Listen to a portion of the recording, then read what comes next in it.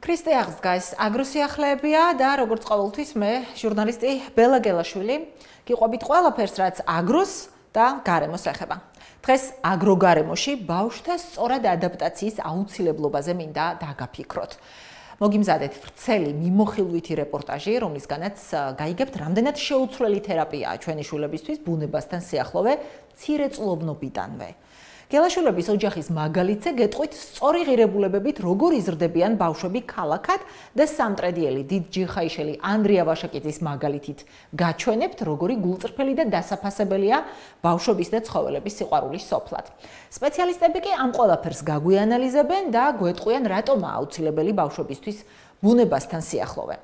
რა რისკია სოფლებისგან თაობების დისტანცირება და როგორი უნდა იყოს გარემოს დაცვითი თუ ეკოლოგიური განათლება როგორც ფორმალურ, ისე არაფორმალურ ნაწილში. ვისაუბრებთ კლიმატის ცვლილების შერბილებაში მაღალი გარემოს დაცვითი პასუხისმგებლობის მქონე თაობის აღზრდის აუცილებლობაზეც. მოკლედ, რა პრობლემას ქმნის ცხოველებისგან დისტანცირება თაობებში და პირიქით, რა სარგებლობა მოაქვს ბუნებაში სხვა ცოცხალ ორგანიზმებთან ბავშვების ჰარმონიულ თანაარსებობას. ნახეთ ჩვენი რეპორტაჟი.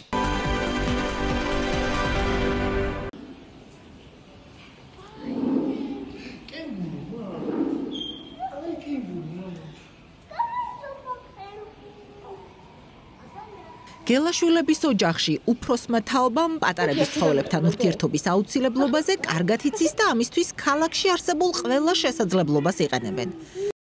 3 წლის გაბრიელი და 1 წლის ლაზარე ხშირად გაჰყავთ ზოოპარკში, კონტაქტურ ზოოპარკში. სეზონისა და ამინდის შესაბამისად ბავშვები ყოველდღიურად არიან ბუნებაში, პარკებსა და სკვერებში.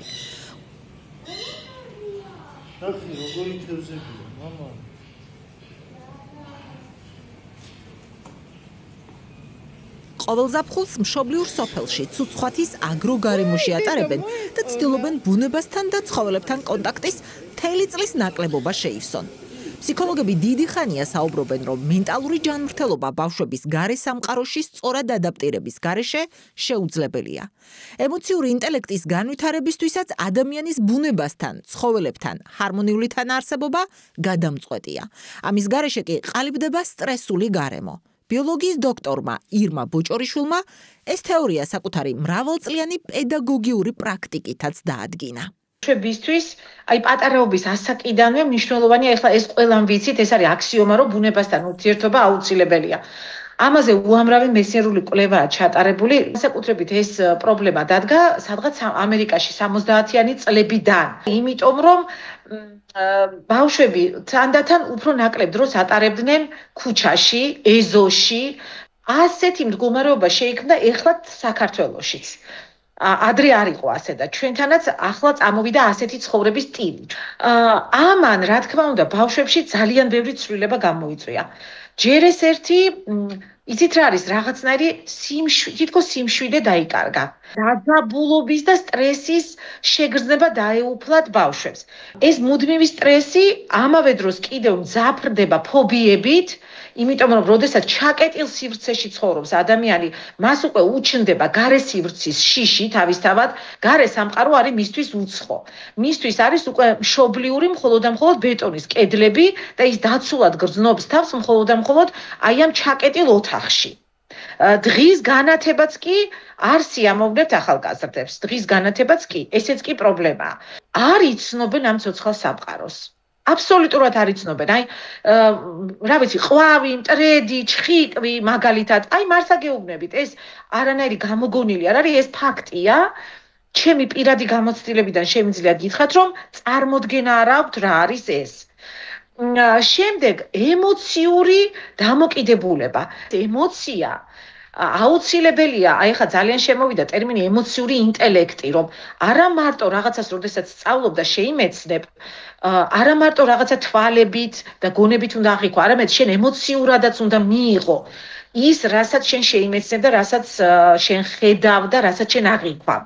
მაინც რატომ არის ბუნებაში ბავშვების გაყვანა მნიშვნელოვანი? აღმოჩნდა, რომ მათი უნარების ჩამოყალიბებაში გარემოში სწორი ადაპტაცია შეუცვლელი თერაპიაა. ბუნება შორსაც არ არის საჭირო, რაღაცა მწვანე ზონა, სადაც არის ხე, ბუჩქები, პატარა ბალახი, რომ გავდივართ იქ აუცილებლად ან მწერს ნახავ რაღაცას, ან პეპელა იქნება, ან ობობა იქნება, ან რა ვიცი, ხოჭო იქნება, იქ რაღაცა ჩხიკვი შეხვდება, ყვავი შეხვდება, რა ვიცი, ბეღურა თუ ასე შემდეგ. ახლა ისეთ ყველაზე გავრცელებულ ციყვი მაგალითად ხო, რაც შეიძლება ახლა ჩვენთან ნახო. ეს გარკვეულწილად რაღაცა კონცენტრირებასაც უწყობს ხელს, დაკვირვების უნარს ავითარებს, კონცენტრირების უნარს ავითარებს. ავითარებს შეგრძნების ორგანოებსაც, იმიტომ რომ გამახვილებულია თვალი, სმენა, იმიტომ რომ შეიძლება ფრინველის ხმა გაიგო, შეიძლება რაღაცა აი ბალახებში შეიძლება ერთი შეხედვით ვერაფერი ვერ დაინახო, მაგრამ ერთხელ შეხედავ, ორჯერ შეხედავ და იქ შეიძლება რაღაცა შეამჩნიო. აი ეს ელემენტარული უნარჩვევები, რომელიც ადამიანს უნდა კონდეს და ეს უნარჩვევები ეხმარება ადამიანს შემდეგ ცხოვრებაში. ეს ცხოვრებისეული უნარჩვევებია, რომელიც ჩვენ მონიჭებული გვაქვს ცოცხალ სამყაროს, სილებელია გარემოს გამოკვლევა. გარემო უნდა გამოიკვლივა. მე თავისუფლად დამოკიდებულება ცოტა, აი მაგალითად გამიგეთ. აუ, ფუ რაღაცა ობობა, ფუ ჩოქელა, ისტერიული კივილი, ან ისტერიული კივილი. ისტერიული თან იცით როგორ აი რაში გვჭირდება ჩვენ ესენი დავხოცოთ, გავანადგუროთ და თან აბსოლუტურად არც აინტერესებთ ნამდვილად გასანადგურებელია? აბსოლუტურად ეს არ არის გაანალიზებული ის ხერო დგას გვჭირდება თუ არა? ის ჩიტი დაფრინავს თუ არა გვჭირდება თუ არა? ანუ ეს არასაჭიროდ ითვლება. ეს ითვლება ზედმეტად. ეს ჩვენ არ გვჭირდება აბსოლუტურად. და პრინციპში ისევ ცხოვრობთ, აი ჭიკჭიკიც არ გვესმის. ანუ არ გვესმის როგორ? არ აღვიქვამთ ამას, იმიტომ რომ ჩვენ ხო ჩაკეტილში ვართ, ზაფხულშიც ვკეტავთ კონდიციონერს ვრთავთ, ზამთარში ვკეტავთ გათბობისთვის გვინდა და ხმა ვეღარ აღწევს. ქუჩაში ხმაურია და შესაბამისად ეს ფარავს. იმისთვის რომ გარემოსადმი დაუდევარი ან აგრესიული თაობა არ მივიღოთ, როგორც ზოოპარკის დირექტორი ზურაბ გურიელიძე გვეუბნება, ბავშვების ბუნებასთან სიახლოვეა აუცილებელი. ზოოპარკი კი დედაქალაქში მყოფი ბავშვებისთვის ამის საუკეთესო შესაძლებლობაა. ბოლო პერიოდში სოფლებს ძალიან დავშორდით ჩვენ ადამიანები, აი ხედავთ დაცლილ რეგიონებს, ხო? სოფლების დაცილება ბუნებრივია ცხოველთა სამყაროსგან აცილებს ამ ბავშვებს. ამაზე რას გვეტყოდით, აი ზოოპარკი რა როლს ესე ვთქვათ ითავსებს ამ მიმართულებით და ასევე ბავშვებისთვის რამდენად მნიშვნელოვანია მათი სრულფასოვანი მენტალური განვითარებისთვის ცხოველებთან კონტაქტი. თითქოს რაც უფრო მეტი კონტაქტი გექნება გარემოსთან, მით უფრო მნიშვნელოვანია შენი მენტალური განვითარებისათვის, ხო, რომ ავიღოთ ევოლუციურად, სწორედ ესე მოხდა ადამიანის ჩამოყალიბება, შემეცნება, განვითარება, შესწავლა ასე შემდეგ და სწორედ იგივე ეტაპს გადის ბავშვიც, ხო, როდესაც იწყებს. ამიტომაც ჩვენ გვაქვს მაგალითად საგანმანათლებლო ცენტრი, სადაც ბავშვები მოდიან და სწავლობენ მათ გარემოს. ბავშვები რა ასაკის? სხვადასხვა ასაკის არის. აი ბაღის ბავშვებს არა, სკოლამდელი. ჯერჯერობით არა გვაქვს. გეგმაში გვაქვს ეს გარკვეული პრობლემები არის ამასთან დაკავშირებით, იმედია როდესმე მაგას მივახცეთ, მაგრამ შაბათ კვირას ეს ფუნქციონირებს, მოდიან ბავშვები, რომლებიც თანამშრომლებთან ერთად, რა თქმა უნდა, თეორიულს გადიან, სწავლობენ ცხოველებს, უამრავი თამაშობებია, რომელიც ცხოველებთან არის დაკავშირებული. ეს ყველაფერი იძლევა საშუალებას, რომ ჩამოყალიბდეს სოციუმი, რომელიც აგრესიული არ იქნება გარემოს მიმართ. თავარი ეს არის, ბიმბო. პოდიახ. თავარი ეს არის, რომ გადაშენების მიზეზი რა არის? რა არის, ხო, ეს არის ის, რომ საზოგადოებას ან არ აწყობს ის ცხოველები, რომლებიც მისი კონკურენტები არიან, ან უბრალოდ არ იციან, ვერ გაუგიათ იმ ცხოველის ფუნქცია და შესაბამისად უკვე ხდება გარკვეული ლეგენდების გამოგონება და შემდეგ ამის შედეგად იღუპებიან ცხოველები და ნადგურდება ცხოველები. ნუ ეხლა როგორც არის ეს მე-6 გადაშენება, როგორც ეს ოფიციალურად ცნობილია, მისი ეს არის ადამიანის დამსახურება და მხოლოდ ადამიანსვე შეუძლია შეაჩეროს ეს ყველაფერი და ზოოპარკის ეს არის ძალიან მნიშვნელოვანი ინსტრუმენტი ამისათვის. და გარდა ამისა ასევე ძალიან მნიშვნელოვანია უშუალოდ აი ადამიანების ფსიქოლოგიური კომფორტისათვის. აი 2008 წელს ძიმე სიტუაცია გამომდინარე ძალიან ომის რა თქმა უნდა აი ომის შემდგომი სიტუაცია გამომდინარე ძალიან ბევრი დევნილები მოდიოდნენ ზოოპარკში. რა უცნაური წარმოდგენას. ფსიქოლოგიური წნეხის გასაწევად. როგორც ჩანს, ისინი შეიძლება ამას არ აცნობიერებდნენ, მაგრამ აი როცა მოდიოდა ძალიან ბევრი ორგანიზაციები უკავშირდებოდნენ და აი ყველა ამბობდა, რომ აი ძალიან უნდათ, რატომღაც უნდათ ზოოპარკში მოსვლა. აღმოჩნდა, რომ საგანმანათლებლო რგოლში ეკომეგობრული, გარემოსადმი ტოლერანტული თაობის აღზრდაში ყველაზე უფრო ბაღები ყოჩაღობენ. ბაღები მინდა გითხრათ მუშაობენ, სხვათა შორის და მინდა გითხრათ ბაღები უკეთესად მუშაობენ, ვიდრე სკოლა. სკოლაზე მეტად ბაღები მუშაობენ. ერთ-ერთია ბაგაბაღი ზუზუნები, რომელთა ყველა აღსაზრდელმა იცის, რომ ცხოველი და მცენარე მათი მეგობარია და არ უნდა ავნონ. მაგალითად, გაბრიელმა და ანისიამ ჩოქელა სულ რაღაც 2 წლის ასაკში გაიცნეს და შეიყვარეს. გაბი რა არის გაბრი? ჩოქელა.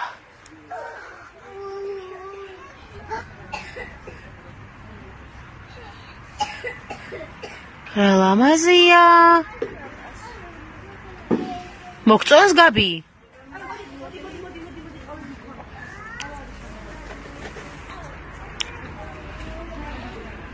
არის როლვანისია. ახლა გაბრიელი 3 წლისაა და ნებისმიერ ცხოველთან თავს კომფორტულად და თავისუფლად გრძნობს, არ აქვს შიში და ყველას მეგობრობას თავაზობს. განსაკუთრებით სოფელში ყოფნა უყვარს, რადგან მულტფილმებში ნანახ ცხოველებსა და ფრინველებს ცოცხლად ხედავს, ეკონტაქტება და ვირტუალურიდან რეალურ კომუნიკაციაში მეგობრობასაც სულ სხვა ხიბლი აქვს.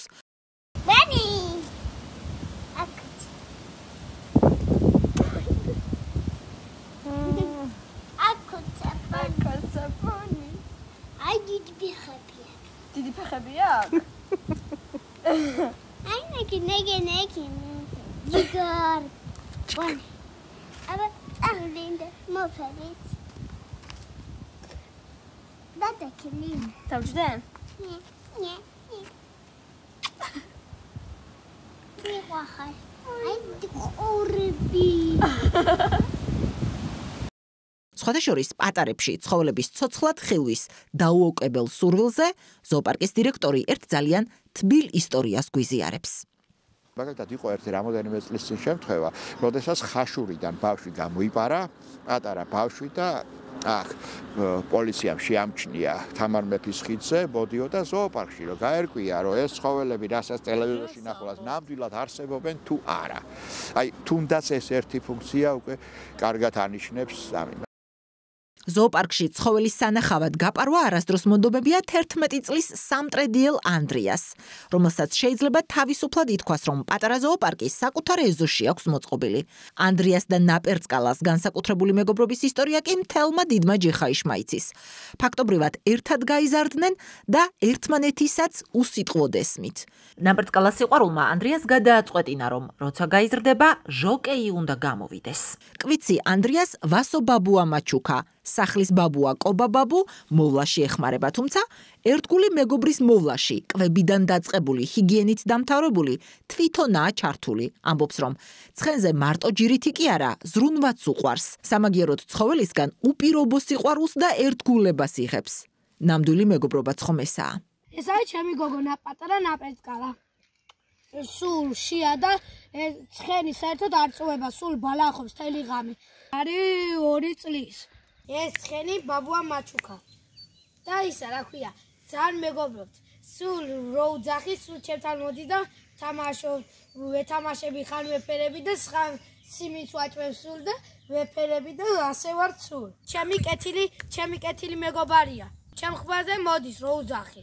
რო ვერ დამინახოს მოდის სულ. ხან სტაფილოს ვაჭვევ და სიმიც. სულ სტაფილო უყვარს. სულ.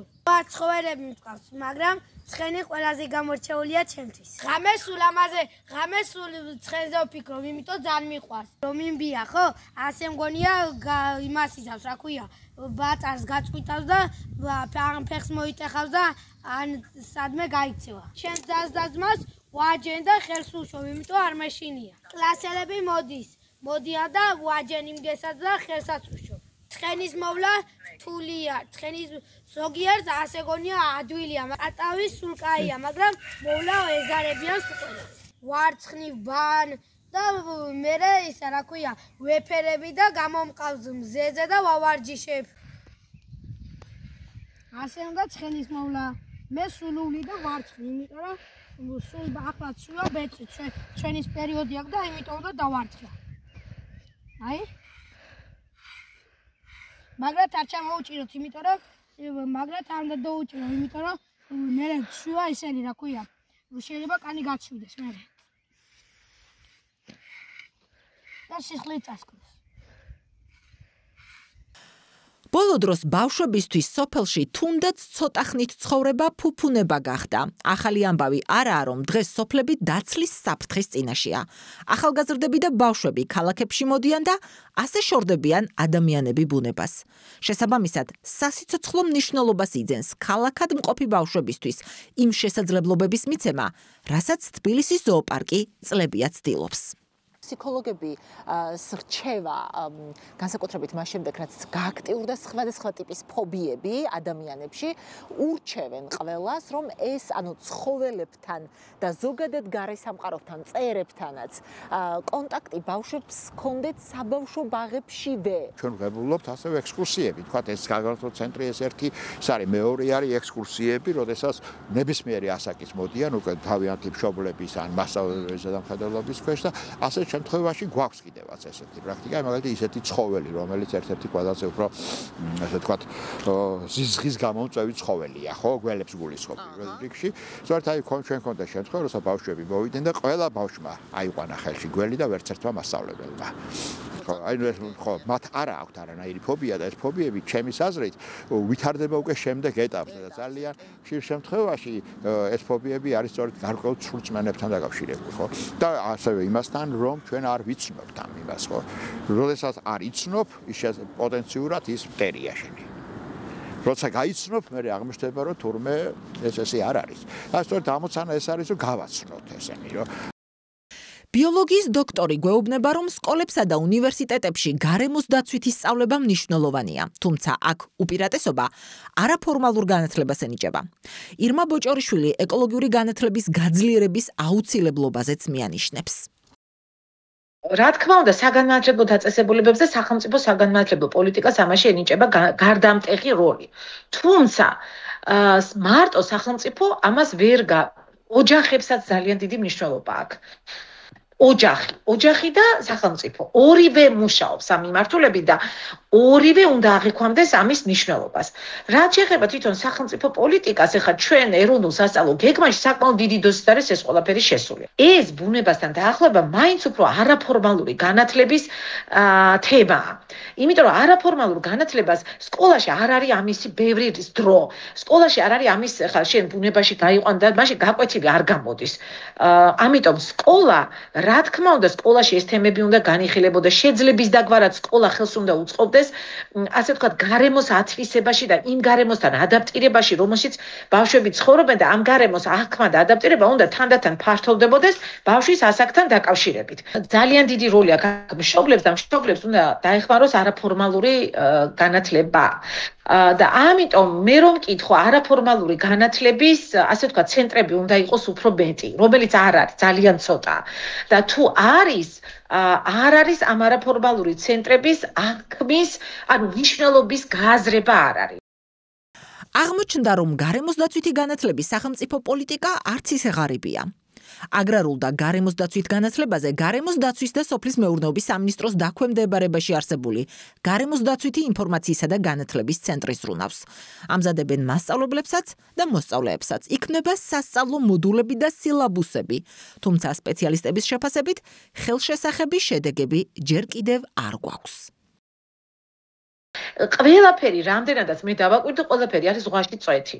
ანუ როგორც, რა ვიცი, გამხმარ უდაბნოში წყალს ერთი წვიმა, არაფერს არ ცვლის და ისე უდაბნო რჩება, აი ასეთი შეგრძნება მაქვს. ანუ კეთდება, ნამდვილად ვერ ვიტყვით, რომ არ კეთდება. ნამდვილად, იმიტომ რომ მართლა არის პროგრამები, ჩახედული ვარ ამაში და აქედან გამომდინარე შემიძლია ნამდვილად დავადასტურო, რომ ნამდვილად კეთდება. უბრალოდ რატომ არ არის საკმარისი? აი ცოტა ისეთი კითხვა რაღაცნაირად ხომ არ გვაკლია ეს თქვა კოორდინაცია რგოლებს შორის. ბატონო, შეიძლება რგოლებს შორის კოორდინაცია და რაღაცა ერთმანეთის თანამიმდევრული პროცესი რო იყოს ეს ყველაფერი, რომელიც მიყვება და ამოვარდნების გარეშეა. ესეც არის, შეიძლება ესეც არის, კი ბატონო. ბუნებაში სწორად მოქცევის წესები, უსაფრთხოება და გარემოს დაცვა, ცხოველებთან ურთიერთობისას მათი ქცევის მართვა და საკუთარი უსაფრთხოების პრევენცია, ფობიებისა და შიშების დამარცხება, ბუნების სხვა ცოცხალ ორგანიზმებთან ჩვენი ჰარმონიული თანაარსებობა. ეს იმუნარების არასრული ჩამონათვალია, რომელთა შეძენა შეუძლიათ ბავშვებს თბილისის ზოოპარკის საკვირაო სკოლაში. ბაღის და სკოლის მოსწავლეებისთვის გვაქვს საექსკურსიო პროგრამები ზოოპარკში და გვაქვს ასევე წრე, რომელიც საკვირაო სკოლა დავარქვით ასეთი და ამ წრეზე მოდიან შაბათ-კვირას იმართება, იმიტომ რომ ძირითადად სხვა დღეებში, არც ალია არავის და შაბათ-კვირას სხვადასხვა ასაკობრივი ჯგუფი 5 წლიდან 16 წლამდე ასაკის ბავშვებს მოვიცავთ მთლიანად. რა თქმა უნდა, ჩვენი მიზანი არის აი ცოცხალის სამყაროსადმი სწორი დამოკიდებულების ჩამოყალიბება. ხო, ჯერ ეს ერთი თავისთავად გაცნობა ამ ცხოველების. მერე გაცნობა დაკვირვება ამ ცხოველებზე, ხო? დაკვირვება და შედარება ადამიანთან. რა გვაქვს საერთო? რა გვაქვს განსხვავებული, ხო? რითი ვართ ჩვენ უპირატესი თუ ვართ? თუ არ ვართ და რატომ არ ვართ? ხო, ამას ძალიან დიდი მნიშვნელობა აქვს აი ამ მის მხრივ. ასევე რა თქმა უნდა ფობიებისა და სტერეოტიპების დანგრევა, იმიტომ რომ ძალიან ბევრი მოდის, რომელიც ვთქვათ, აი ხელის მოკიდება არ შეუძლიათ ცხოველზე, არ იცის ბეწვი, ელემენტარული ბეწვი, ბუმბული, აი რაღაცა ხო ეს ყველაფერი და აი ჯერ მარტო აი აქედან იწყება ყველაფერი, რომ ცხოველს სათამაშოსავით არ უნდა მოექცეს, ეს არ არის სათამაშო. ამას ძალიან დიდი მნიშვნელობა აქვს ამის აღქმას. უნდა გაიაზრო, რომ კი ცხოველს უფრთხილდები, მაგრამ შენ უნდა ფრთხილად იყო ბუნებაში ქცევა, როგორ მოვიქცეთ ბუნებაში ჩვენ, რომ ბუნებაში რომ მივდივართ ყველაფერი რაც შეგვხვდება, არ არის აქ მაინც და მაინც ცხოველი, აუცილებელი მცენარე, სოკო იქნება, არ უნდა მიხვიდე და ხელი იმ წუთში არ უნდა მოკიდო, იმიტომ რომ მცენარე შეიძლება შხამიანი იყოს, სოკო შეიძლება შხამიანი იყოს. იგივე გველს დაინახავენ, არის კივილი, წივილი, მოვკლა ჯოხი, არა, დაანებით, აუარე შენ გვერდი, შეიძლება იმან ვერ აგიაროს და შენ აუარე გვერდი. ასე რომ ვისაც ცხოველები გიყვართ და ის სახლში სხვადასხვა მიზეზების გამო ვერ გყავთ, ზოოპარკი მათთან ურთიერთობის მოთხოვნილებას სრულად შეგივსებთ. სხვათა შორის, მოხალისეობა საზღვარგარეთაც ძალიან მიღებული პრაქტიკაა და საბედნიეროდ არც საქართველოსთვისაა უცხო. ჩვენ ამ თემაზე ზოოპარკის დირექტორს შანის გასაცნობად მისვლის დროს გავესაუბრეთ. შანი ალბათ გახსოვთ, ლაშა ბექაურის ბოკვერია. მოდი შანი, მოდი. ჩემთან არ მოგწონს, აი ბინგო მოვიდა. არის საგანმანათლებლო საქმიანობები, არის გარკვეულ შესაძლებელია, თქვათ, ასე თქვათ, მოხალისეობას, ჩვენ მაგალითად გვაქვს საგანმანათლებლო ცენტრი, გვაქვს მოხალისეები. აი რას გულისხმობთ?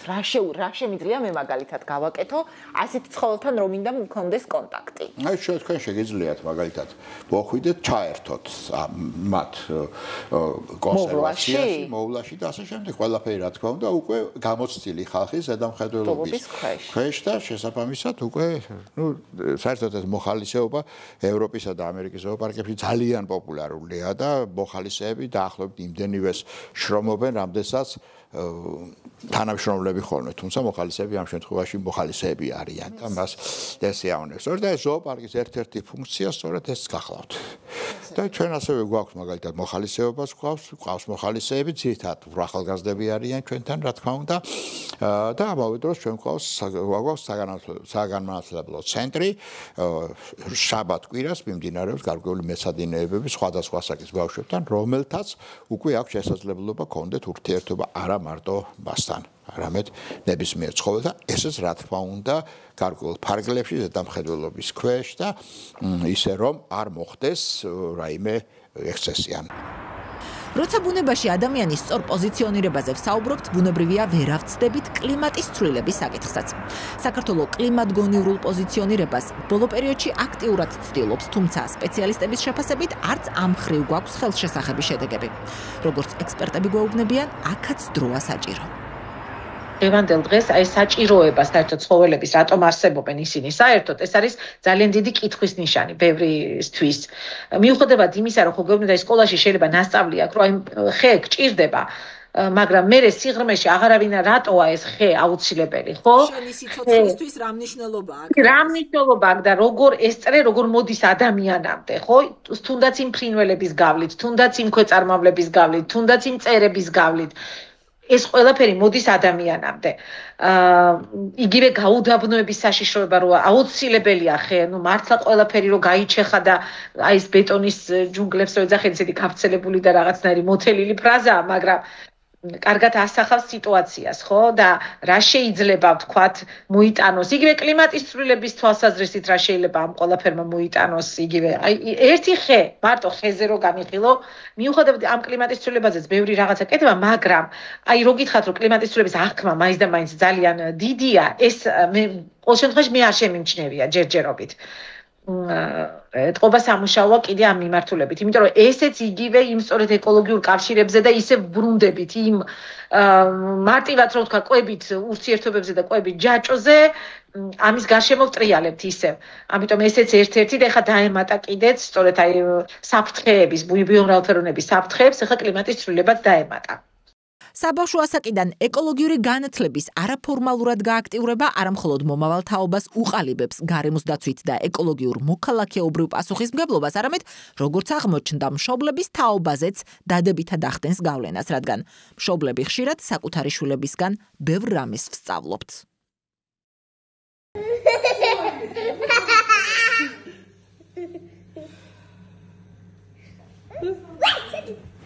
სადად იმისათვის რომ ადამიანი ზოგადად ბუნება შეუყვარდეს და გარემოზე იზრუნოს, ეს ყველაფერი ამის სწავლა უნდა დაიწყოს ბაღის ასაკიდანვე. იმ ასაკიდან, როდესაც ცნობიერება უყალიბდება ბავშვს, ხო? ეს არის დაახლოებით 5 წლამდე ასაკის ბავშვი. განსაკუთრებით დამეთანხმები, ალბათ, როდესაც ურბანიზაცია ასე ძალიან გააქტიურებულია და ასევე პარალელურად სოფლები დაცლილია და ადამიანების მოსახლეობის უმეტესობა ქალაქადან იმიგრაციაშია წასული, ბავშვები მეტნაკლებად დაშორდნენ ბუნებას, ცხოველებს, მცენარეებს. ანუ ამ მხრივ რამდენად ხედავ აუცილებლობას, რომ საგანმანათლებლო პროცესში ბავშვებში რაღაცა ცოტა სახალისო შემეცნებითი სახით, სკოლებში ცოტა უფრო ოდნავ სერიოზული სახით, ანუ ასაკის შესაბამისად მიეწოდოთ მათთვის ეს ინფორმაცია, აი მაგალითად, არ ვიცი, მცენარესაც ტკივა, თუნდაც ამას მე მასწავლიდნენ, ფეხი რომ არ უნდა დავაბიჯოთ, არ ვიცი, ჭიანჭოლა რომ არ უნდა გავსრისოთ, ეს ძალიან შაბლონურად ვლაპარაკობ, მაგრამ ამის აუცილებლობაზე ნაკლებად ელაპარაკები ამ ბავშვებს. აი თქვენ როგორც ეკოლოგი, როგორ ხედავთ ამის აუცილებლობას, რამდენად საჭიროა ეს? კი, როგორც ეკოლოგი, მე ვხედავ ამის საჭიროებას, იმიტომ რომ როგორც აღნიშნე, ბავშვები არიან ის ადამიანები, რომლებიც ბევრ რამეს არა მარტო ის რომ ბავშვს რო ასწავლი, ბავშვი სწავლობს და იცის როგორ გააკეთოს თქვას მომავალში, არამედ ეს ბავშვი სახში რომ მიდის, იმ სახლში ცვლის იმ წარმოდგენებს, თქვათ, რაც მშობლებს სჯერათ. ამიტომ ძალიან ხშირად, როდესაც სხვადასხვა საკვლევით პროექტს ვაკეთებთ ხოლმე ეკოლოგები და იქ გვაქვს განათლების ელემენტი ჩადებული, განათლების ელემენტში გულისხმობთ სასკოლო ან საბაღე ასაკის ბავშვებისათვის ეკოლოგიური ინფორმაციის მათთვის გასაგებ ენაზე მიწოდებას, მაგალითად რეგიონში, ხო?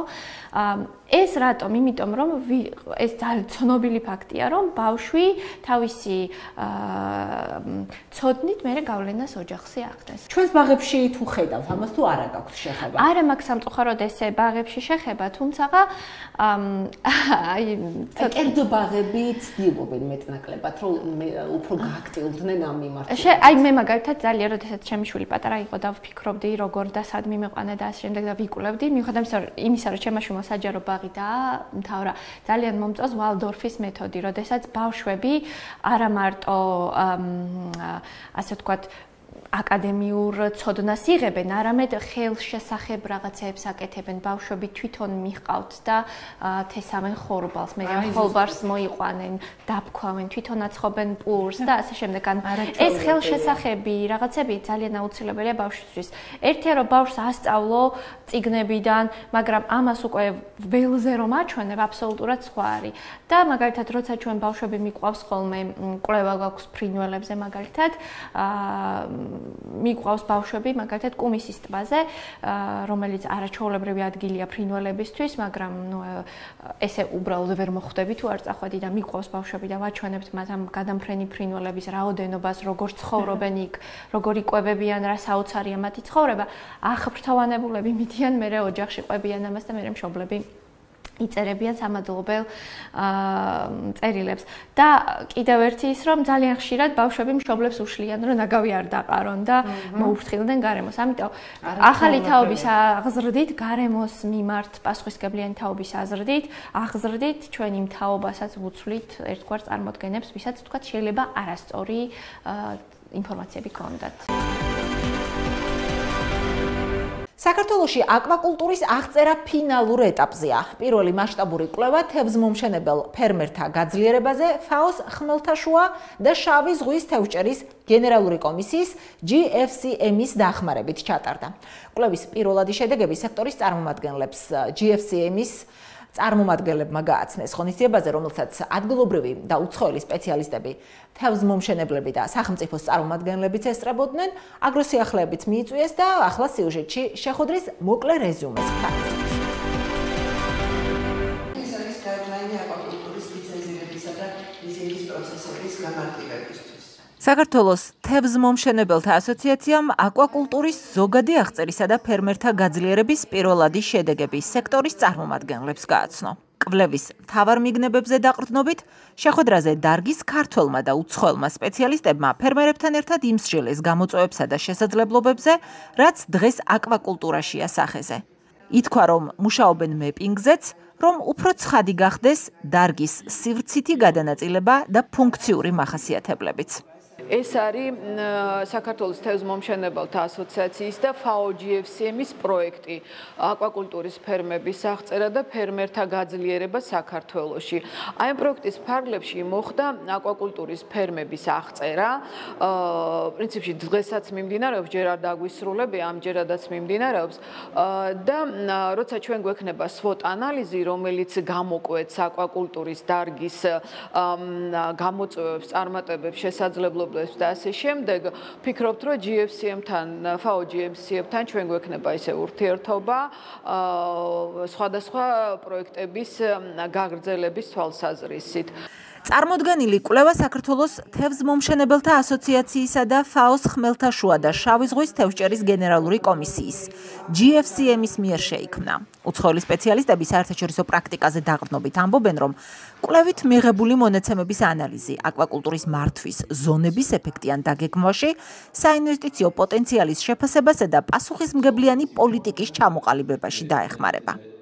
ჩვენი დღევანდელი შეხვედრის მიზანია გავუზიაროთ ფერმერთა ასოციაციას FAO GFCM-ის გაიდლაინები მდგრადი აკვაკულტურისთვის. როგორ უზრუნველყოთ აკვაკულტურის სექტორის მდგრადი განვითარება? არ უნდა დაგვავიწყდეს, რომ აკვაკულტურის სექტორი არა მხოლოდ სურსათის წარმოების სექტორია. ეს არის მნიშვნელოვანი მოთამაშე ქმნის პროდუქტს და ამასთან ქმნის სამუშაო ადგილებს, აუმჯობესებს შემოსავალს და ცხოვრების დონეს. დღეს ჩვენ ვეზიარებით ამ მდგრად სტრატეგიას, რათა ეს სექტორი არა უბრალოდ განვითარდეს, არამედ განვითარდეს მდგრადად. ასოციაციის მნიშვნელობასა და შეხვედრის საჭიროებაზე კერძო სექტორის წარმომადგენლებსაც გავისაუბრეთ. წარმოებლების სპეციალისტების ნაკლებობას მთავარ გამოწვევად ასახელებენ და ყველაზე უფრო თევზმომშენებლებს. თევზის წარმოების სპეციფიკის გათვალისწინებით ფერმერულ მენეჯმენტში უჭირთ. ბიზნესი რენტაბელური რო იყოს რა, უნდა კონდეს აი ეს პროგნოზირებადი ზრდა, ხო? და ეს ამისთვის მნიშვნელოვანია სწორი კვება, სწორი წყალი, ტემპერატურის კონტროლი, pH-ი, ასე შემდეგ რა. ძალიან რთული არის პირველ რიგში პროფესიონალების მოძიება, იხტიოლოგის და თქვათ რაღაც პრობლემები რო ექნება, ახლა ცოცხალი არსება რო არის თევზი. ძალიან რთული არის, რომ აი გამონახო თქვათ გამოსავალი რაღაც დაავადებებზე, ბაქტერიებზე, ასე შემდეგ და მით უმეტეს აი სწორი სტრატეგია თქვათ კვების, გათვლა ფინანსური. თევზმომშენებელთა ასოციაცია 250 ფერმერს აერთიანებს, მათ შორის რამდენიმე კოოპერატივს ქალთა ლიდერობითაც. ასოციაციაში გაწევრიანებულია თევზის საკვების დამამზადებელი საწარმოც. ეს რაც შეეხებოდა მოკლე მიმოხილვას იმ იმპულსებისა, რაც იკვეთება დღეს თევზის ადგილობრივ წარმოებაში, თუმცა ვრცლად აკვაკულტურის განვითარების სტრატეგიაზე, დარგში არსებულ პრობლემებსა და შესაძლებლობებზე, შემდეგ გადაცემაში მოგიყვებით და გაგაცნობთ იქთიოლოგის, ფაო საქართველოს და სოფლის მეურნეობის სამინისტროს პოზიციებს. ამ დროისთვის კი აგროსიახლეები დასრულებულია. ყველაფერზე რაც ეხება აგროს და გარემოს გიყვებით ჩვენ და არავინ ჩვენსავით ამომწურავად. რეგულარულად გთავაზობთ მასალებს, სტატიების აუდიოს და ვიდეოს სახით ჩვენს Facebook გვერდზე აგროსიახლეები. მოიწონეთ და გამოიწერეთ ჩვენი სოციალური ქსელი, მოგძებნეთ და გახდით ჩვენი მიმდევრები Instagram-ზეც და გამოგვიწერეთ YouTube-ზეც. ასევე შეგიძლიათ შემოგთავაზოთ თქვენთვის საინტერესო და აქტუალური თემებიც. მოკლედ, ძალიან აქტიურები ვართ ონლაინ და ინტერაქციულები თქვენთან, აუდიტორიასთან. ჩვენი გადაცემის ნახვა კი შეგიძლიათ როგორც აგროგარემო TV-სა და მაუწყებელთა ალიანსის წევრი რეგიონული მაუწყებლობის ეთერებით, აგრეთვე ვებგვერდზე აგროგარემოჭი. ერთი კვირით გამშვიდობებით.